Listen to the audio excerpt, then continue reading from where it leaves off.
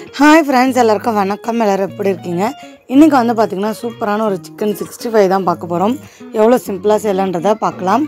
ரொம்ப சூப்பராக கிறிஸ்பியாக ஜூஸியாக ரொம்பவே சூப்பராக இருக்கும். கண்டிப்பாக அந்த மாதிரி செஞ்சிங்கன்னா கடைகளில் போய் வாங்கி சாப்பிட மாட்டீங்க.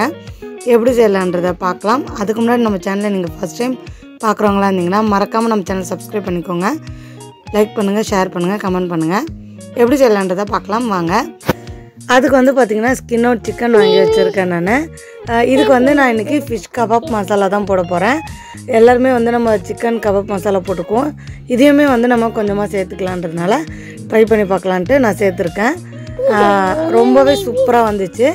நான் வந்து இதுக்கு ஃபிஷ் கபாப் மசாலா போட்டுக்கிறேன்.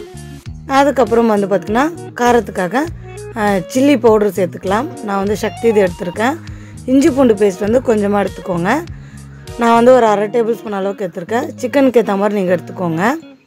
இதில் கொஞ்சமாக சால்ட் சேர்த்துக்கலாம். அதில் ஆல்ரெடி சால்ட் இருக்கும், இருந்தாலும் லைட்டாக சேர்த்துக்கிறேன் நான். கொஞ்சமாக வந்து லெமன் பிழிஞ்சிக்கலாம். நான் வந்து ஒரு 1/4 லெமன் பிழிஞ்சிக்கிறேன். பிழிஞ்சிட்டு இதை வந்து நல்லா மிக்ஸ் பண்ணி ஒரு 1/2 hour ஊற வச்சாச்சு. ஊற வச்சுட்டு எண்ணெய் காஞ்சதை நம்ம போட்டு எடுத்துடலாம். நான் வந்து இன்றைக்கி சிக்கன் மசாலா கபாப் போடவே இல்லை, வெறும் ஃபிஷ் கபாப் மசாலா மட்டும்தான் போட்டிருக்கேன். இதை வந்து நம்ம பாருங்கள் திருப்பி விட்டுடலாம்.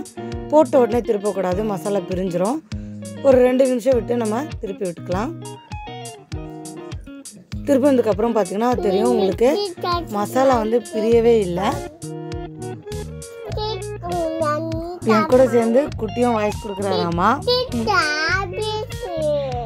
இது வந்து நல்லா வந்து 2 பக்கமும் நம்ம லோ ஃப்ளேமில் கொஞ்சம் நேரம் வச்சுட்டு அதுக்கப்புறம் ஹை ஃப்ளேமில் வச்சு நம்ம சிக்கன் கபாப்பை வந்து எடுத்துக்கலாம்.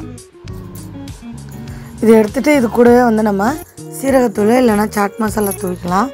ரொம்பவே நல்லாயிருக்கும். நான் வந்து இதை ஒரு டிஷ்யூவில் போட்டுக்கிறேன்.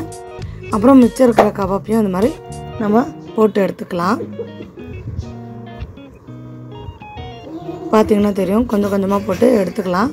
இதெல்லாம் ஃபினிஷாக எல்லாம் எடுத்த உடனே நம்ம அதை வந்து டிஷ்யூலேருந்து கிண்ணத்துக்கு மாற்றிட்டு இதில் வந்து கொஞ்சமாக சீரகத்தூள் சேர்த்துக்கலாம். சேர்த்துட்டு அதுக்கு கூடவே நம்ம ஆனியன் வந்து நறுக்கி போட்டுக்கலாம்.